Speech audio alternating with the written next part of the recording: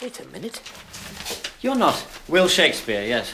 Don't say it, I know. You hated Two Gentlemen of Verona. This one's much better.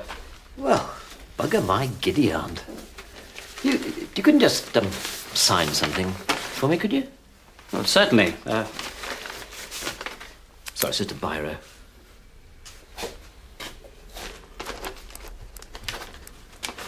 Thank you. Oh, and just one more thing. Yeah. That is for every schoolboy and schoolgirl for the next 400 years. Have you any idea how much suffering you're going to cause? Hours spent at school desks trying to find one joke in A Midsummer Night's Dream. Years wearing stupid tights in school plays and saying things like, "What ho, my lord," and "Oh, look, here comes Othello," talking total crap as usual. Oh, and... Oh! That is for Ken Branagh's endless, uncut 4-hour version of Hamlet. Who's Ken Branagh? I'll tell him you said that. And I think he'll be very hurt. But now we come to a period that I call the battle for identity. Lies my grandma told me. Yeah, superstitious devices. Lies my grandma told me. What? Urban mythological rules. Bubble mice, yeah. Salut les kids et bienvenue dans En attendant Godard, saison 14, épisode 20. Cette semaine, émission Vieux de la vieille. Il faut continuer le combat et la tragédie. Quand on va au cinéma, cette soirée, c'est pour toi et moi. Il faut que ça slame, ne me déçois pas. Il faut que tu bouges et que tu danses. Sur ce son, il faut que tu te déhanches. Quoi que tu dises, je serai ton homme. Et quoi que tu fasses, il faut que tu restes en forme. Si tu veux bouger contre moi, si ce n'est pas toi, ce sera moi.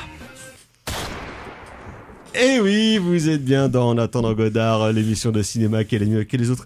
Et donc, vous l'aurez peut-être compris via cette citation du magnifique groupe Tragédie. Donc, voilà, avec donc Trop sexy pour moi. Nous parlerons ce soir de Tragédie, donc à l'occasion de la diffusion sur Apple TV du nouveau film de Joel Cohen sans son frère Ethan, The Tragedy of Macbeth. Donc disponible sur Apple TV depuis une dizaine de jours. J'ai l'impression que c'est un film d'action. Bah, il y a Denzel. La tragédie de Macbeth, cette fois-ci c'est personnel. Mais il y a Denzel, c'est un peu ça quand même. Et ensuite nous parlerons de deux films de Pif Paf Made in HK. Le premier, Magic Crystal, film de 1990, réalisé par le Jean-Marie Poiré hongkongais Wong Jing.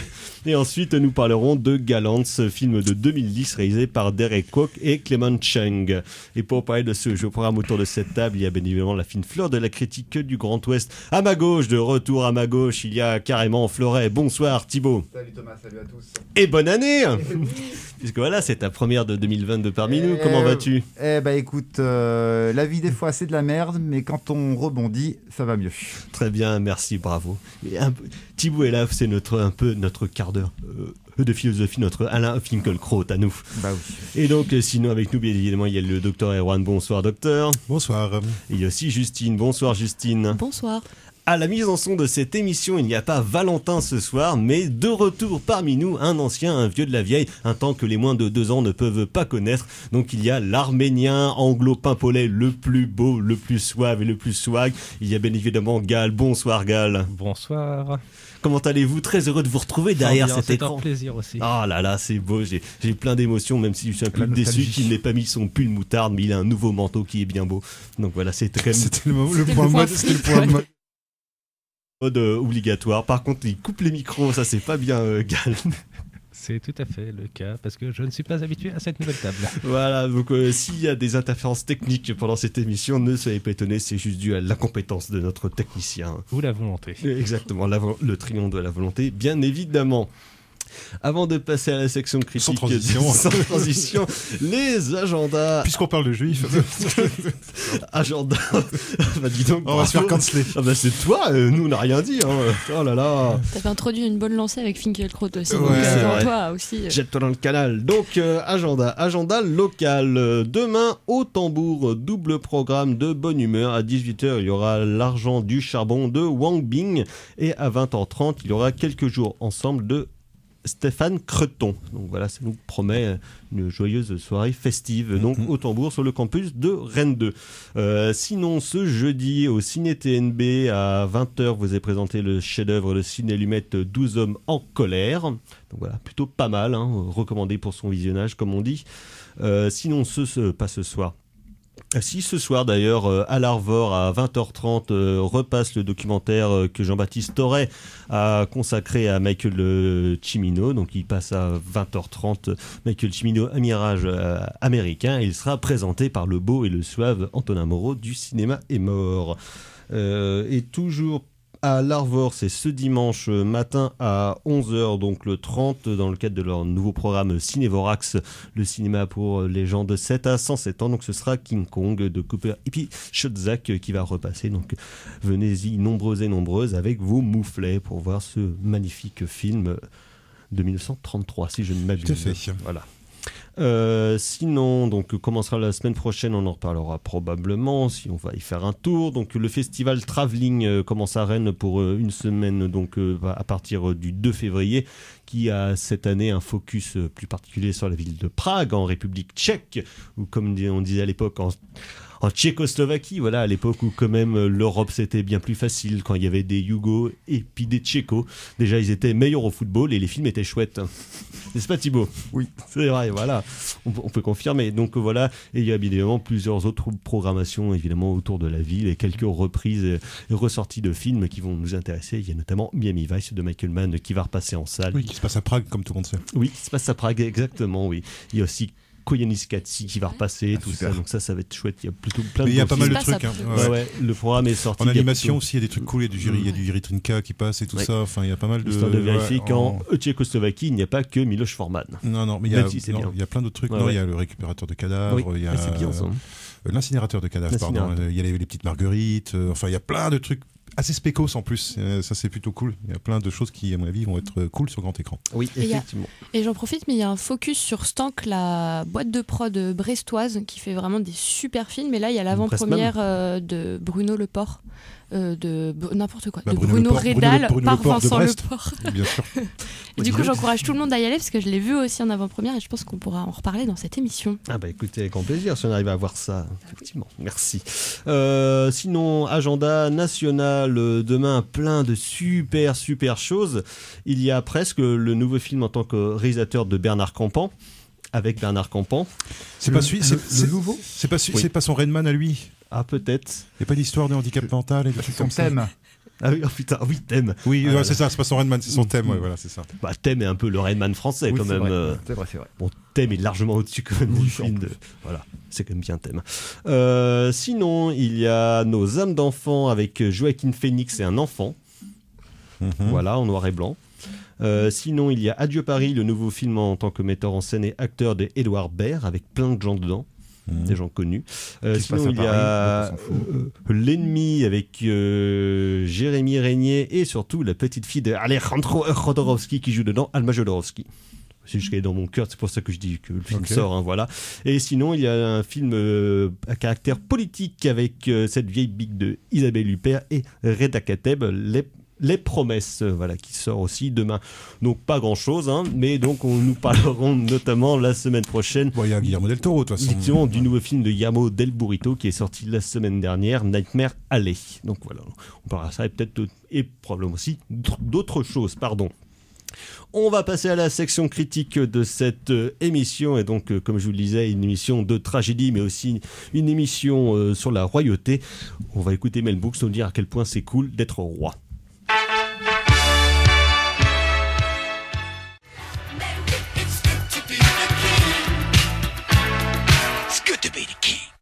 Vous êtes toujours dans En attendant Godard sur Syllab et donc c'était Mel Brooks avec It's Good to Be the King, extrait de La Grande Histoire du Monde, où donc là Mel Brooks chante la vie du roi de France en l'occurrence, mais de roi au destin tragique comme le roi de France qui a été décapité comme une merde. Et d'ailleurs il y a bientôt...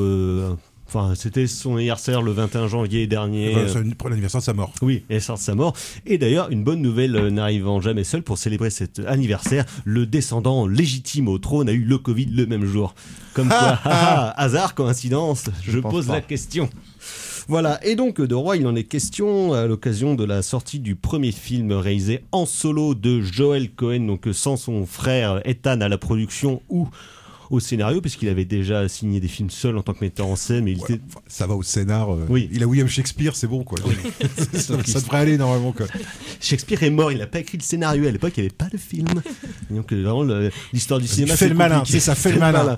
Donc, comme je le disais avant que nous soyons interrompus par des sapajous, donc, le film de Joel Cohen, The Tragedy of Macbeth, et comme l'a spoilé le Dr. Erwan, c'est donc, comme vous l'aurez compris, adapté d'une pièce fameuse de William Shakespeare. À la fin, il meurt. C'est une tragédie, donc oui, a priori. Donc, The Tragedy of Macbeth, qui a déjà été adapté de nombreuses fois, comme à peu près toutes les pièces de notre ami William, donc notamment par Roman Polanski, Orson Welles, Akira Kurosawa, tout ça, ce genre de choses. Et donc, on peut quand même se poser la question pas de la légitimité, mais de l'intérêt de refaire et réadapter une pièce qui a été adaptée de nombreuses fois, comme à peu près d'ailleurs donc tous les écrits de Shakespeare. Et donc là, à l'heure où lui, son frère Ethan s'en va vers le théâtre pur et dur, peut-être petit pied de nez de Joel à Ethan, lui fait justement une adaptation d'une pièce donc de Shakespeare qui sera produite par A24, et A24 aime bien justement estampiller ses films vraiment auteurs, que ce soit les films de David Lowery, de Robert Eggert. Ouais. Robert Eggert. Ouais. Donc voilà tout ça.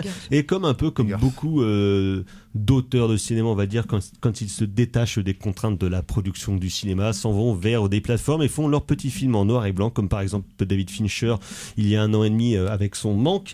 Et donc là aussi, Joel Cohen fait un très très beau film donc dans un noir et blanc absolument somptueux, où Bruno Delbonnel à la photo, qui est le chef-op des Cohen depuis plusieurs films déjà, fait un travail absolument magnifique en termes de composition, et où Joel Cohen va en profiter peut-être pour tirer son chapeau, en tout cas aller faire tirer sa mise en scène vers les racines du cinéma muet, et du cinéma muet anglais, mais surtout du cinéma muet allemand. Je trouve qu'il y a évidemment une propension à aller vers l'expressionnisme de manière assez marquée, même si ce sera peut-être une austérité expressionniste justement, et qui va déjouer certains des pièges qu'on pouvait attendre, notamment de la part de certains de ses comédiens, qui ont une légère tendance à cabotiner. Je pense notamment à notre ami Denzel, qui donc joue le roi Macbeth, son épouse étant incarnée par Frances McDormand, où il joue des personnages quand même sensiblement plus vieux que dans la pièce originale, où c'est tous un petit peu des genoux qui veulent prendre le pouvoir et aller décagner tous les enfoirés qui vont se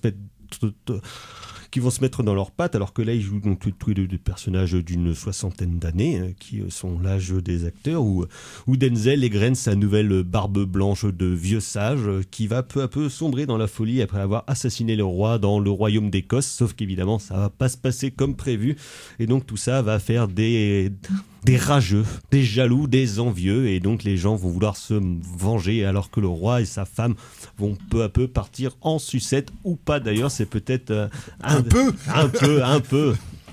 Mais cela n'étant pas forcément marqué de la manière dont on pouvait l'attendre, ou en tout cas d'une manière dont on l'avait déjà vu dans des adaptation fameuse. Moi je pense quand même à la plus évidente, et celle auquel le film fait peut-être le plus référence, c'est la version de Orson Welles, ne serait-ce que par évidemment le noir et blanc, le format carré, et une certaine volonté d'aller dans l'excès des compositions picturales à l'œuvre dans le film. Vous, Carrément Fleuret, qui êtes comme plutôt friand du cinéma des frères Cohen et de tragédie, le groupe, qu'est-ce que vous avez pensé de ce film de Joel Cohen en solo? Alors, dis-donc, ça fait un mois que t'es pas venu, ça se voit. Hein. Je suis un peu rouillé, et j'étais un peu rouillé en tant que spectateur devant le film, parce que je me suis un peu emmerdé en fait devant cette adaptation de Macbeth. Donc voilà, dont on connaît les tenants et les aboutissants. Oui, c'est pas un film à twist. Ouais. Hein. Mais bon voilà, bien entendu, je suis friand du travail des Cohen. Et ce que tu disais, alors il y a quelque chose que je trouve très intéressant. En premier lieu, mis à part le fait que bon voilà, comme toi, je me pose la question de pourquoi adapter Macbeth maintenant. Voilà. Outre que évidemment les résonances politiques et personnelles que ça soulève n'ont pas vraiment bougé en 400 ans. Mais, Donc, voilà, je me pose la question. Je trouve le film un petit peu ennuyeux. Je me suis même littéralement endormi devant hier soir. Mais néanmoins, il y a quelque chose qui est très intéressant. C'est bien entendu l'utilisation du noir et blanc. Et ce que tu disais, la convocation de l'expressionnisme. Donc, je trouve que ça sied parfaitement à ce niveau-là à une adaptation de Macbeth, ne serait-ce que pour la dramatisation de la lumière, le côté un peu abstrait des décors qui sont absolument monstrueux. Je trouve qu'il y a un vrai beau travail de décor, de costumes qui, pareil, ne font... les décors, les costumes, je trouve qu'ils n'ont pas d'âge. C'est en ça qu'ils rentrent dans cette espèce d'abstraction. Et du coup, ça rentre dans le cahier des charges expressionniste. Et ça, je trouve ça extrêmement sympathique, extrêmement bien senti. Parce qu'en plus, l'expressionnisme, en termes visuels, en termes formels, c'est quelque chose qui est extrêmement beau à voir jouer. Mais néanmoins, là où ce courant du cinéma allemand, voilà, la fin des années 10 jusqu'à fin des années 20, à peu près, on est à peu près à cette période-là, c'est un courant qui vraiment allait travailler la figure du mal, la figure de la folie, la figure de la paranoïa, entre autres, la figure de la mort, bien entendu. Et je trouve que dans le film de Joel Cohen, je trouve que toute cette propension à rendre fantastique l'âme humaine, je trouve qu'elle est un petit peu... en berne, voilà. J'étais assez déçu par rapport à ce niveau-là, alors que tu as un texte qui est absolument magnifique, tu as des acteurs qui sont absolument magnifiques. Un texte ardu quand même. Ardu, mais qui reste quand même très beau, surtout quand il est déclamé par Denzel Washington et Frances McDormand ou Brendan Gleeson. Voilà, tu dirais que tu te prends le charisme et du texte et des acteurs en pleine gueule, donc ça c'est extrêmement plaisant, et puis le charisme aussi des décors et des costumes. Mais je trouve que voilà, le basculement vers la folie, la proposition fantastique qui pouvait découler de tout ça, je la trouve un petit peu sans doute en deçà de mes un peu trop cartésienne. Ouais, en deçà de mes attentes, parce que peut-être que j'en attendais trop, parce que voilà, dès les premières images, moi j'ai été littéralement happé, même si ce format carré, noir et blanc, et en même temps le côté hyper symétrique, t'as l'impression de voir, pour faire vraiment la mauvaise langue, d'un mélange entre Robert Eggers et Wes Anderson. Voilà, ça c'est dit, mais c'est vraiment c'est un poil cynique ce que je raconte. Mais j'étais immédiatement happé par le positionnement des acteurs, par ces décors, par ces costumes. Et pourtant, il y a un truc, la représentation de la mort et des trois sorcières là est absolument incroyable. Oui. Le plan final est très très beau. Mais pourtant, j'ai trouvé le cheminement fantastique un peu en deçà de mes attentes, pas super bien valorisé. Du coup, voilà, je trouve que le film, au fur et à mesure, alors il fait qu'1h45, ce qui pourrait être un peu surprenant, ou dans le sens où on aurait pu s'attendre à quelque chose de plus ample. Le film est resserré, donc ça c'est une bonne chose. Peut-être cadenassé, si j'étais mauvaise langue, je pourrais dire ça. Mais voilà, je trouve que ça va pas assez loin en fait au final. Je trouve que le film est trop timoré par rapport à moi ce que je pouvais attendre d'un tel projet. Après, je sais que toi, Erwan, t'as surkiffé le film. Mais voilà, moi j'ai trouvé un petit peu, voilà, pas mou du genou, mais voilà, un poil déceptif. Avant les louanges, Justine. Alors, non, comme Thibaut, j'ai été un peu, pas déçue, mais déstabilisée par le film. C'est-à-dire que quand j'ai commencé, je voyais vraiment un objet très intello. Voilà, on est dans la déclamation. Très cohénien, quoi. Comment ? Pas très cohénien finalement, ce côté très cérébral qu'ils ont sur certains films. Complètement, et je m'attendais pas à du coup ce que la pièce de Shakespeare soit vraiment littéralement portée à l'écran, en tout cas dans le terme de dialogue. Je pense qu'il y a eu très très peu de retouches. Il y a eu 20% de coupes, il disait à peu près sur certaines choses. Donc c'est vraiment quand même rien. Et donc j'ai été vraiment au premier abord assez déstabilisée. Et puis même voilà ce cadre, le format carré, le noir et blanc. Alors évidemment c'est sublime, je reviendrai pas là-dessus, vous l'avez très bien dit. Mais du coup j'avais vraiment l'impression d'avoir affaire à un objet très cérébral, très intellectuel, très pâte à 24 aussi, qui commence un petit peu à me sortir par les yeux et par les oreilles. Mais en fait au fil du film je me suis complètement laissée porter par la pièce que je connaissais peu. J'avais vu quand même l'adaptation notamment d'Orson Welles qui m'est vraiment revenue en tête tout au long du film, et je trouvais quand même le pari très ambitieux. C'est là où je te rejoins pas Thibaut, c'est que pour moi ils vont très très loin, enfin en tout cas Cohen va très très loin dans la représentation de la folie et comment ça se met en place chez un homme et une femme, un couple en l'occurrence. Et là, je trouvais un couple de pouvoir et qui sont avides de ça aussi et qui se perdent là-dedans. Et je trouve que le film va vraiment très loin, à la fois formellement parce que par rapport au théâtre, et même si on a un dispositif quand même de théâtre avec des décors, comme tu le dis, qui sont resserrés, qui sont à la fois gigantesques mais très très épurés, vraiment des propositions en termes formels assez dingues, en termes de cadre. On pense aussi à, dès le début et après, à tous ces jeux de reflets dans l'eau que j'ai trouvé mais somptueux, vraiment qui est très expressionniste, très symbolique. Et avec ça, du coup, toute la tragédie, on suit en fait la descente aux enfers, qui est un continuum comme ça, qui s'enferme dans la folie, qui poursuit la folie. Et moi, j'ai trouvé ça vraiment assez bouleversant, parce que le film me travaille encore, même si j'ai pas été complètement convaincue, notamment par la prestation de Frances McDormand, que je trouve un peu en deçà. J'attendais peut-être plus un rôle incantatoire. Elle a pris le parti de faire quelque chose de son corps, de ses gestes, de sa parole, peut-être un peu plus politique et qui touche vraiment plus au corps et au couple. Et du coup, ça m'a un petit peu mise en retrait. Parce que du coup, j'étais vraiment... Est-ce qu'elle est vraiment taillée pour ce rôle ? Sachant que visiblement, il a fait ce film pour elle. C'est elle qui avait ce désir-là depuis toujours d'incarner Lady Macbeth. Elle a coproduit le film. En plus. Donc voilà, on sentait que c'était son désir. Et comme elle est quand même une actrice assez spéciale, qui a quand même un côté un peu, je dirais pas rural, mais un peu terre à terre, où on sent qu'elle est pas... Elle est moins dans la préciosité que certaines autres actrices américaines, des grandes actrices, qui est Frances McDormand est une grande actrice évidemment, mais là du coup je la trouvais un peu en décalage, mais néanmoins quand même la proposition de on choisit quand même McDormand, Denzel Washington, on y va, c'est-à-dire un noir et une blanche aussi, enfin, qu'est-ce que ça travaille dans l'imaginaire et comment nous, notre perception de la pièce de Shakespeare, qui est un espèce de monument atterri comme ça devant nos yeux, je trouve ça extrêmement intéressant.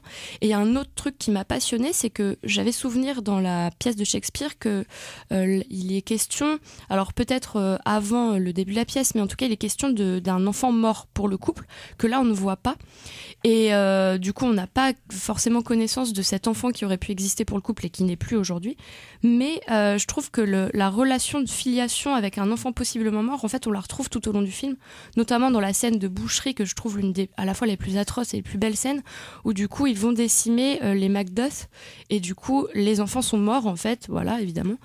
Et quand le film, en tout cas le personnage de Lady Macbeth, bascule à ce moment-là complètement dans la folie pour rejoindre son mari qui est déjà bien installé.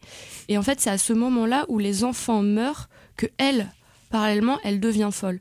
Et j'ai trouvé ça mais vraiment bouleversant et assez passionnant en fait de voir comment le retravail d'une pièce aussi dense et aussi capitale dans l'histoire du théâtre et de la littérature en général, j'ai trouvé que c'était un pari très ambitieux et assez réussi, parce qu'encore une fois, les propositions qui sont faites ne tiennent vraiment qu'aux propositions qui sont capables d'être faites au cinéma.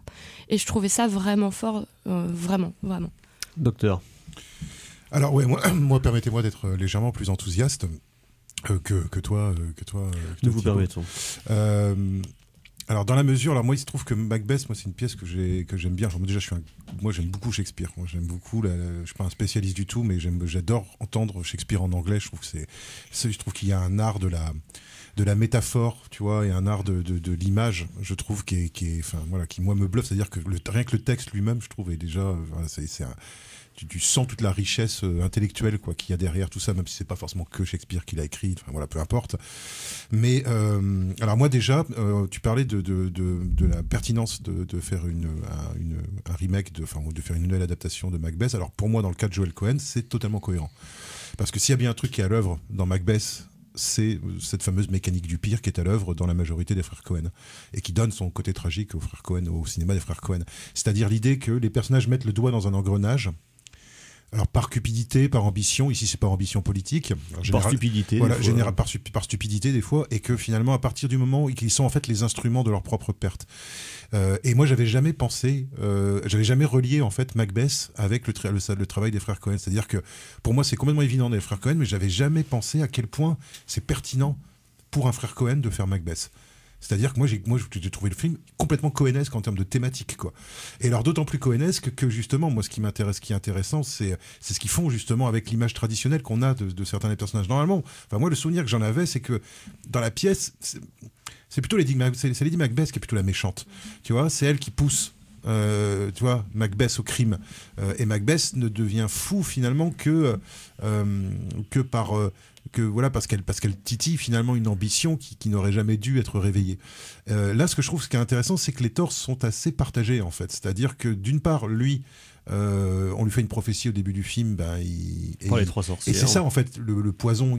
C'est les sorcières le poison dans le truc. C'est-à-dire que c'est les sorcières qui lui mettent le premier ongle dans la mécanique qui va le tuer. Mais ce qui est intéressant, c'est justement comme on l'a dit, Macbeth. En fait, dans un premier temps, elle est complètement dévorée par l'ambition politique, et au bout d'un moment, elle se rend compte. Elle se rend compte de ce que ça produit, en fait. C'est-à-dire, et ça, moi, je trouve que c'est intéressant. C'est-à-dire qu'elle est suffisamment intelligente pour avoir conscience, et je pense que ce qui la rend folle, c'est probablement effectivement des choses assez surnaturelles, fantastiques, la mort des enfants. Il y a beaucoup, je pense, d'effets effectivement d'analogie en fait entre ce personnage-là et puis ce qui se passe dans le clan Macduff. Mais il y a aussi tout simplement la culpabilité, c'est-à-dire le fait de voir que son ambition à elle a transformé son mari en fou sanguinaire et qu'elle peut plus l'arrêter.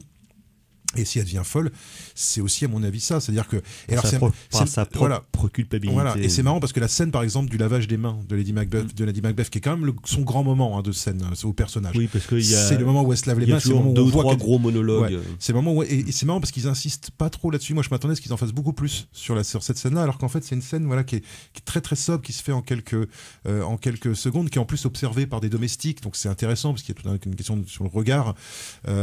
Et voilà, je trouve que justement, pareil, le casting mixte est intéressant parce que du coup, certaines répliques, comme par exemple quand il y a un émissaire qui vient voir Macbeth et que Macbeth arrête pas de lui dire face de craie et qu'il arrête pas d'avoir des insultes en fait sur la couleur de sa peau, de voir un acteur afro-américain comme Denzel Washington dire ça prend pas du tout le même sens. De même quand les sorcières balancent je sais plus quel organe d'un juif dans la mare, quoi. C'est-à-dire qu'ils auraient très bien pu se censurer eux-mêmes. Enfin, il aurait très bien pu se censurer eux-mêmes ou censurer le texte en disant bah voilà, c'est une remarque antisémite, donc je vais la couper. Et au contraire, c'est pas qu'il assume l'antisémitisme, c'est que il se cache pas derrière son petit doigt.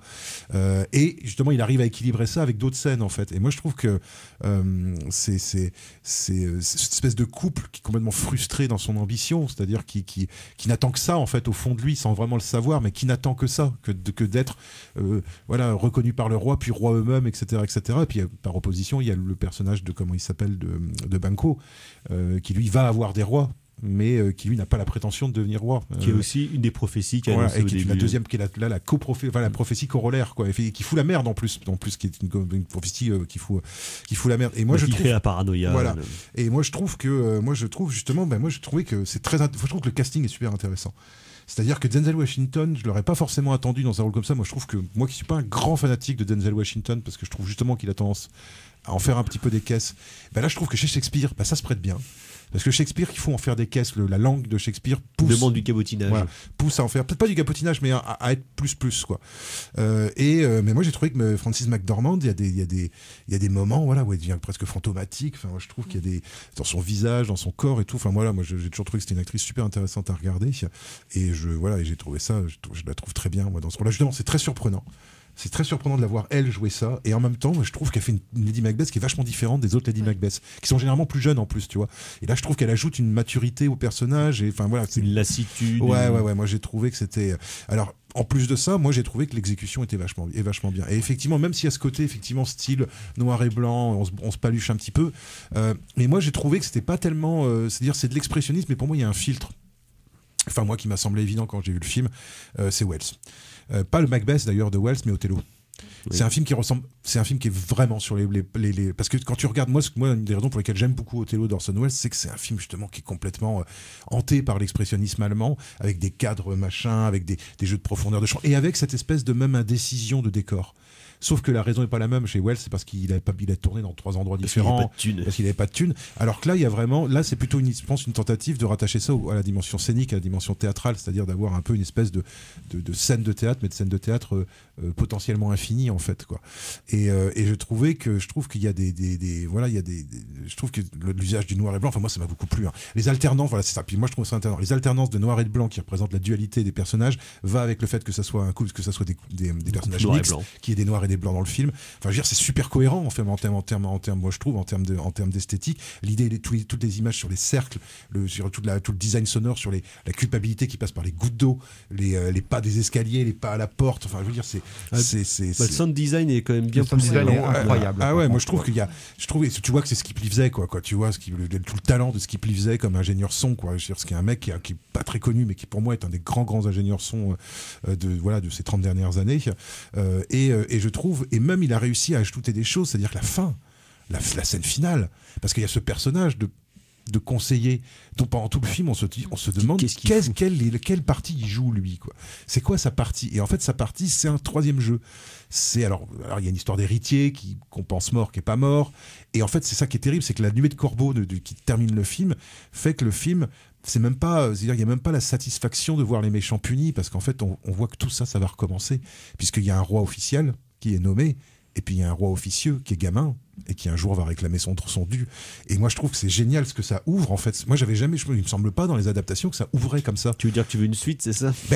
Quelque part la marvelisation des Cohen. Quelque part en fait il y a cette idée à la fois de la vanité du pouvoir, de la folie du pouvoir, et du fait que les humains retiennent pas la leçon. C'est-à-dire que Macbeth ensanglante l'Écosse, tue tous ses amis, tue toutes les familles de ses amis, et au final, t'as une espèce d'éminence grise qui lui a décidé qu'il allait jouer sa partition et qui croit qu'il va faire mieux. Tu vois. Alors qu'évidemment, ça peut que se terminer dans le sang, cette histoire. Et moi, je trouve que le dernier plan avec les nuées de corbeaux qui représentent les sorcières, moi, je trouve que c'est... Tu vois, c'est-à-dire que parce que la question c'est toujours ça, c'est que représentent les sorcières. Alors les sorcières, c'est censé être, c'est le diable, machin. Mais la mauvaise conscience. Ouais, voilà, c'est ça. Et en même temps, les sorcières, justement, c'est justement ces forces obscures qui poussent les hommes pas tellement au péché, mais au mal, en fait, à l'erreur, quoi. Et en fait, à plonger dans leur travers. Ah ouais, et quand on voit tous les corbeaux, moi je trouve que tous les corbeaux à la fin, tu vois comment ça va être démultiplié, quoi. Tu vois que le mal ne peut faire que croître, en fait. Et moi je trouve qu'il y a des images qui sont, il y a des moments qui sont toute la scène où il croit voir un visage dans l'eau, là, comme ça, avec toute la pièce, toute la pièce qui se remplit d'eau, puis les trois sorcières qui sont dessus, la scène d'apparition de la première sorcière, avec cette espèce de désarticulation où franchement je me suis dit, mais est-ce que c'est l'actrice qui fait ça? Comment c'est truqué, ça? Contorsionniste. Ah non, mais moi j'ai trouvé les dédoublements, les plans de symétrie, les reflets dans l'eau. Moi, du coup, le brouillard, tout le brouillard, cette espèce la question que je me pose, c'est est-ce que les qualités du film sont liées au texte de Shakespeare, ou est-ce qu'elles sont liées au travail de Joel Cohen? Non, c'est lié à sa mise en scène. C'est lié à sa mise en scène pour moi, clairement. Je trouve que des fois l'équilibre... Enfin, je trouve que des fois le film en fait bascule à chaque fois. Je trouve qu'il n'arrive pas à trouver un équilibre. Je trouve qu'il n'arrive pas. Je trouve que le film n'arrive pas à trouver de stabilité. Alors deux trucs moi que j'ai trouvé très intéressants, mais qui justement vont un peu dans ton sens. Première chose, c'est le fait que les décors sont hyper abstraits au début et à la fin, et qu'au milieu du film ils deviennent plus concrets, ils deviennent plus réalistes. J'ai trouvé ça super intéressant. Deuxième chose que j'ai trouvé, mais une scène que moi j'ai trouvé passionnante à regarder, c'est la scène de l'arrivée du roi le soir. Et en fait, cette scène-là, normalement dans la pièce, il y a des ellipses. Puisque même dans le film, on te dit le roi vient de finir de manger, le roi part se coucher. Or, tout ça, c'est tourné comme une seule scène de 10 minutes. Et là, moi, ça faisait longtemps que j'avais pas vu un travail sur la temporalité, sur la notion d'ellipse au cinéma, où en fait, tu comprends les ellipses sans qu'on te fasse sentir qu'il y a des ellipses. Et alors, sans mettre un fondu au noir. Moi j'ai trouvé ça. Moi je me suis dit putain, mais c'est super original de faire ça comme ça, plutôt que de mettre des pauvres fondus. Alors, sachant qu'il y a des fondus au noir. Voilà, il y a un titre avec marqué demain. Enfin voilà, tomorrow. Enfin je trouve qu'il y a des acte 2. Et moi je l'ai trouvé vachement plus en forme, Joel Cohen, que sur les 2-3 derniers des frères Cohen. Moi personnellement, que sur Avec Isaac ou sur Buster Scruggs. Moi j'ai trouvé quand même qu'il était effectivement, moi j'ai trouvé qu'il avait retrouvé du souffle, quoi, quand même, quoi, et qu'il y avait bien les mouvements de caméra, les effets de focale. Enfin, moi j'ai trouvé qu'il y avait beaucoup. Enfin, moi personnellement, j'ai vraiment été bien nourri, quoi, par ce film-là. Je dois avouer. Mais peut-être aussi c'est déformé par le fait que moi j'aime beaucoup Macbeth. Je trouve que c'est vraiment la tragédie du pouvoir, quoi, et la bêtise qui est liée au pouvoir, quoi. Et moi j'adore ce texte-là, quoi. Et c'est vrai que moi j'ai trouvé que c'était, moi j'étais assez emballé, quoi. Après, juste pour Denzel avait déjà été convoqué par Shakespeare chez Kenneth Branagh pour beaucoup de bruit pour rien. Donc ça fait plaisir. C'était il y a quand, ça, dans les années 90. Début 90. Super film d'ailleurs de Kenneth Branagh. Super. Et du coup de revoir Denzel avec sa barbe blanche, avec une vieillesse qui moi me rend un petit peu triste, parce que ça veut dire qu'on vieillit. Donc ça m'emmerde. Ouais, mais il est tout beau, moi je trouve. Je trouve qu'il est tout beau. Et puis ça joue. Et puis le truc c'est ça, c'est qu'on se rend pas compte. Moi je pense qu'on ça joue comme des brutes. Mais on se rend pas compte à quel point Shakespeare c'est pas facile. Quand tu sais jouer du Shakespeare, Je veux dire, voilà, c'était Laurence Olivier, tu vois, t'as Ian McKellen, quoi. Enfin, je veux dire, t'es un peu un acteur. Il y a Al Pacino aussi. Voilà, t'es Al Pacino. Enfin, tu vois, t'es un peu un acteur qui sait un peu ce que c'est qu'être un acteur, quoi. Tu vois, je veux dire, c'est pas donné au premier branleur venu, quoi. Et là, moi, je trouve qu'il y a des moments, enfin, de phrases, quoi, tu vois, qui sont. Mais même dans les personnages secondaires, c'est assez dingue. Tu vois, ou voilà. C'est assez dingue. Et moi, je trouve que tout le monde est impeccable, quoi. Dans ce, mais bon, c'est ce qu'on dit là, mais en fait, le matériau de base est déjà assez formidable. Ça aurait été dur de louper. Mais c'est la force, je trouve, du film vraiment, et on y revient, mais c'est la capacité en fait de s'emparer des moyens du cinéma pour proposer quelque chose qui est assez original. Même si parfois le film est peut-être un peu enfermé dans son esthétisme ou son côté esthétisant et tout ça, quand même la base est que les propositions qui nous sont faites à l'écran sont dingues en termes de mise en scène. Par contre, c'est vrai que c'est un film autarcique, hein. Enfin, je veux dire, c'est même physiquement, quoi. Merci messieurs dames, on va devoir s'arrêter là. Donc c'était le nouveau film de Joel Cohen, The Tragedy of Macbeth. On va passer à toute autre chose, mais on va d'abord faire un petit détour par le hall du roi sous la montagne.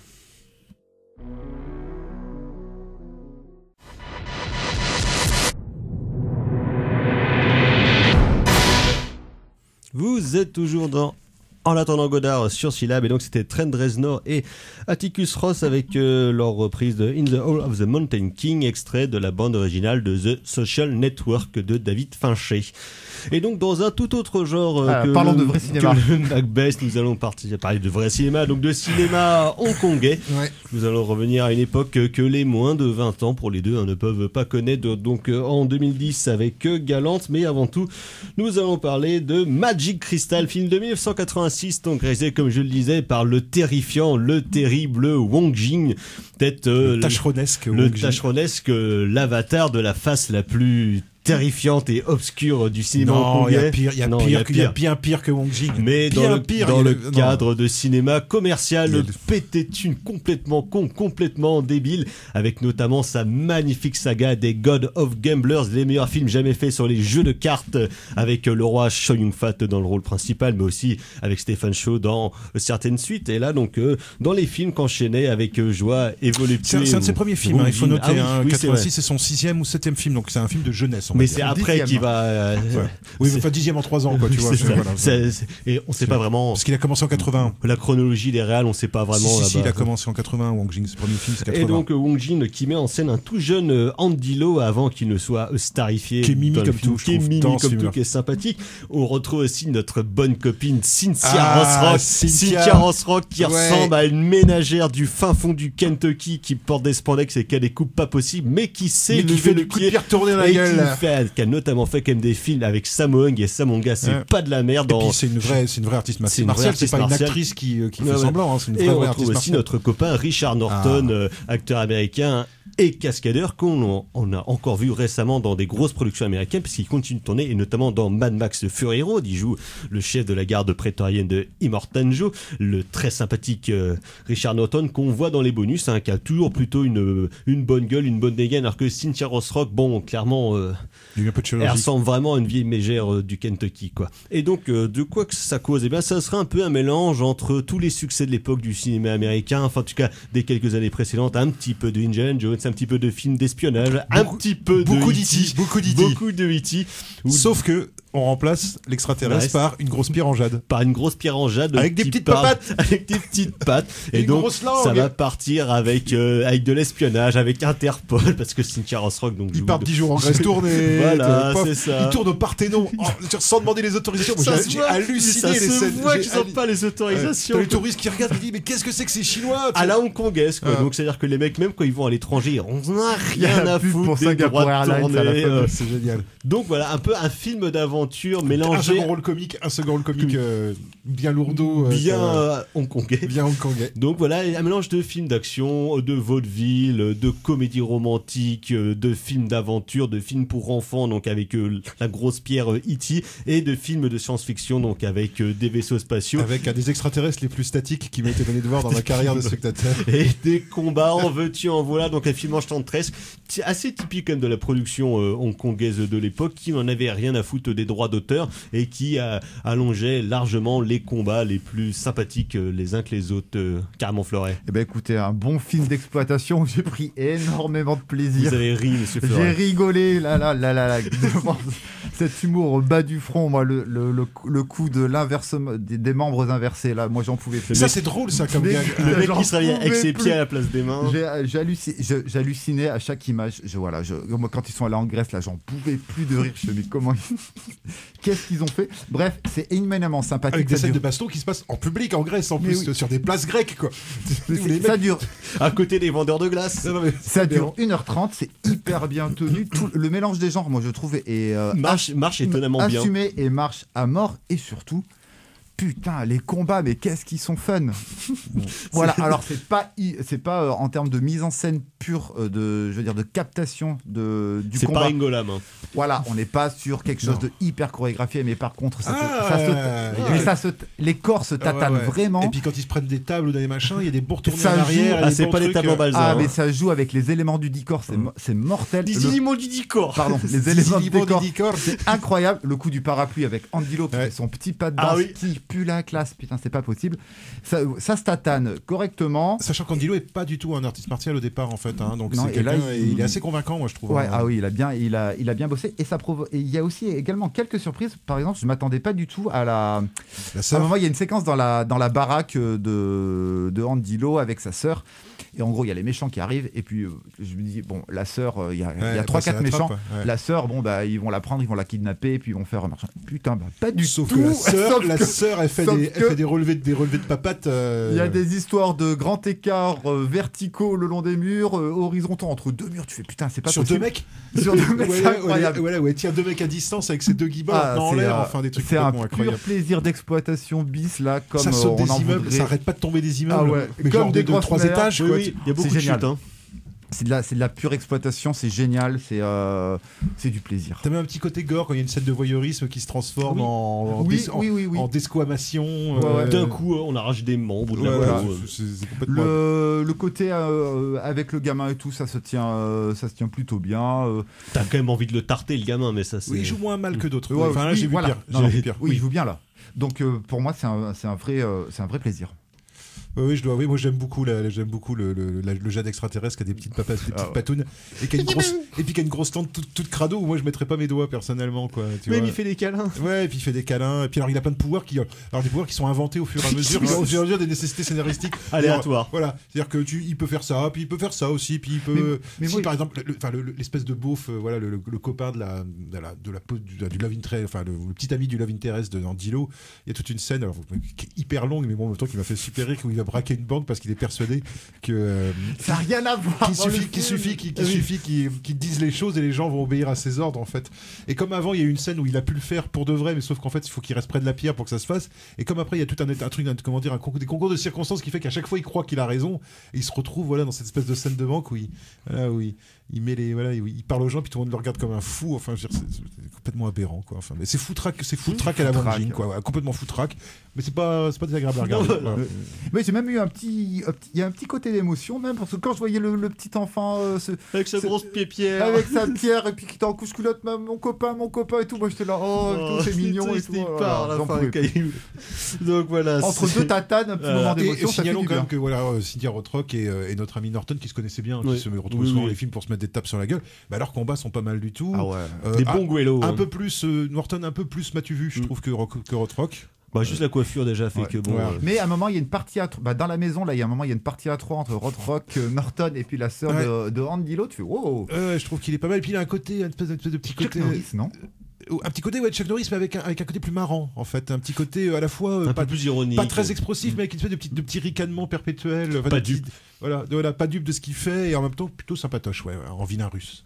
Alors donc c'est Magic Crystal de Wong Jin, et pour continuer rapidement, donc Galante, ce film de 2010 de Derek Koch et Clement Chung, un des derniers avatars 100% HK de Kung Fu comédie, on va dire. Et Derek Koch, on le connaît parce qu'après il a fait quelques films de pif paf, notamment Full Strike. Il a co-réalisé avec Stephen Chow Journée to the West en 2014-2015. Oui, apparemment, il s'est fait gentiment écarter du tournage par Stephen Chow. Quoi. Et donc, qui va mettre en scène des vieux de la vieille, un peu sur le retour, un peu has-been, qui sont Bruce Leung et Sean Kwan-Kai. Sean Kwan-Kai, qui est quand même le mec qui jouait dans le Justicier. Enfin, il me semble que c'est lui qui jouait dans le Justicier de Shanghai, qui est quand même un des films les plus dingos. Quoi, et qui vont du coup devoir reprendre le coup de pif-paf pour aller foutre la gueule à des gens qui veulent prendre leur magasin pendant que leur grand chef est dans le coma et il se réveille complètement con et persuadé qu'il est encore... Le grand chef est génial. Donc une vraie kung-fu comédie avec un véritable amour pour le genre, avec des combats qui sont vraiment hyper bien, où les mecs ils lèvent encore hyper bien la patte. Il y a quelques petits scories de mise en scène ou quelques trucs qui n'ont pas trop bien vieilli et qui je trouve trahissent peut-être un peu le manque de budget,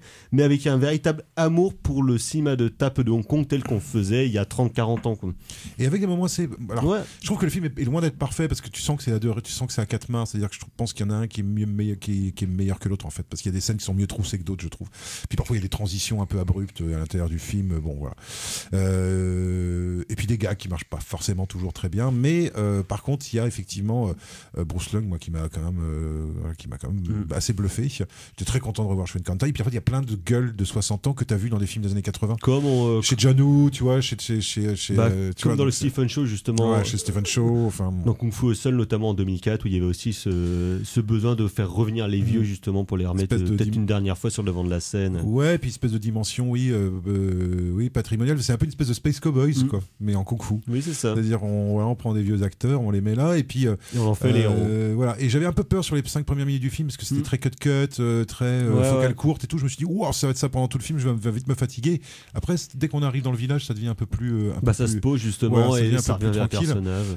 Mais il y a quelques scènes qui sont drôles avec le grand maître, avec le vieux maître qui est que tard, qui arrête pas de draguer les filles, un tortue génial. Qui est une espèce de tortue géniale en fait, voilà, qui est une espèce de tortue géniale. Je trouve qu'il y a des trucs assez intéressants. J'aurais bien aimé un peu plus de combat, moi personnellement. J'aurais bien vu un peu moins de comédie, un peu plus de combat. Mais je trouve que justement, voilà, ce côté un peu patrimonial, je trouve était assez touchant. Et ça, en plus, le film joue vachement justement sur le fait que les personnages sont vieux. Tu vois, un peu justement dans une logique Clint Eastwood, c'est-à-dire qu'ils se blessent, ils savent qu'ils sont moins bons. Il y a un petit jeune. Il y en a qui a un bras en vrac qui peut tirer la jambe. En vrac, puis il y a un combat final avec un petit jeune qui lui est honoré d'aller se battre contre ses vieux maîtres. Et puis en fait, et c'est intéressant le match final justement parce que c'est pas un match avec un KO, tu vois, un truc comme ça. C'est un match où l'opposant finit par, enfin, tu vois, il y a une espèce de truc de respect de kung-fu, enfin, tu vois, de respect de maître. Ouais, le truc c'est très Liu Liang en fait, tu vois, une espèce de truc de maître qui se respecte, qui se connaît, voilà, de machin, et puis avec une espèce de jeune con qui est interprété par un rappeur qui s'appelle Jin, mais que je crois qu'il est le même rappeur qu'un rappeur que moi je connaissais qui bossait aux États-Unis dans les années 80, mais il a l'air un peu jeune pourtant, mais bon peut-être que c'est pas le même. Bref, et ce rappeur là, voilà, qui joue lui par contre alors c'est très basique, mais qui joue le kung-fu spectacle, quoi, tu vois, le kung-fu pour le pognon, voilà, le kung-fu pour le pognon, tu vois, dans une espèce de salle de sport où il y a que des petites minettes hyper maquillées qui font les hôtesses, tu vois, et puis lui qui fait le coq, enfin voilà, moi j'ai trouvé que là aussi c'est foutraque, c'est un peu foutraque, moi j'ai trouvé comme film, mais c'est pas désagréable non plus, voilà, c'est plutôt sympatoche, voilà. Exactement. Donc Galante, c'est édité chez Spectrum Film comme Magic Crystal, avec tous les deux des chouettes bonus, notamment pour Galante. Ouais. Attendez pas des chefs-d'œuvre, par contre, non, précisons bien, mais on est dans des bons films du samedi soir. On est dans du HK du samedi soir. Exploitation. Donc voilà, on va s'arrêter là, on va passer au coup de cœur. Tout à coup, Jean-Michel Mimosé... C'est de la merde. C'est de la merde. Je voudrais que tout le monde s'imprègne. Merde. Tout le monde s'imprègne de cette... C'est vraiment la plus grande merde des merdes. Les coups de cœur, carrément Fleuret. Moi, ça va être Rage de David Cronenberg. Je crois que c'est un film d'actualité. Merci carrément. Docteur. Moi, ce sera une compilation qui s'appelle Kenya Special. Voilà, une compilation de musique kenyane des années 60-70, donc pas que de l'afrobeat, puis aussi du rock psychédélique et d'autres joyeusetés, et c'est plutôt pas mal. Et puis en plus, quand vous l'achetez en vinyle, vous avez le droit à un super 45 tours avec 2 super morceaux de bonus dessus. Donc voilà, c'est vachement bien. Voilà. Très bien, merci. Bien. Très, très belle découverte. On va rester dans la musique, Justine. Oui, alors c'était un appel au monde d'avant, parce que c'est 2 albums qui sont sortis il y a 3-4 4 ans. Il y a Isolation de Kylie Uchis. C'est l'actualité, ça aussi. Ouais, oui. Et, oui, c'est vrai. Tu fais bien de m'y faire penser. Et Igor de Tyler, the Creator, voilà, qui sont 2 albums de pop américaine extrêmement bien produits avec des featuring très intéressants, notamment de Solange, la sœur de Beyoncé, mais aussi de Georgia Smith, qui est une petite jeune qui chante extrêmement bien. Voilà. D'accord, merci. Gal. Alors moi ça va être un truc très récent, c'est Un barrage contre le Pacifique de Duras, parce que finalement c'est un des plus grands livres que j'ai jamais lu de ma vie, et voilà, et que tout le monde devrait le lire. Putain, Marguerite Duras, non, c'est pas je précise que ça a été une de mes grandes souffrances dans mon programme de première, en première L, parce qu'on avait ça au bac, nous, un barrage contre le Pacifique, et on appelait ça un barge contre le Pacifique. Ouais, on était les branleurs, on respectait rien. Ah, les punks, à l'époque, on voulait enculer PRMR, hein, c'est ça. Les anarchistes dans les années 90.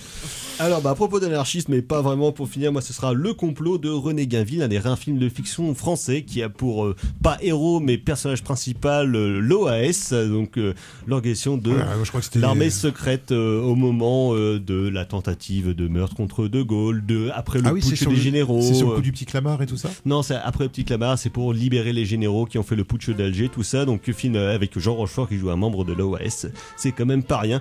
Donc, fiction très intéressante, comme on savait en faire dans les années 70. Le film date de 73, si je ne dis pas de bêtises. Merci beaucoup à Gal à la technique. Merci à vous, messieurs, dames. On se retrouve la semaine prochaine donc, pour nous parler notamment du cinéma de Guillermo del Toro. Prochaine émission, prochaine édition. À ciao, bonsoir. Bonsoir. Salut.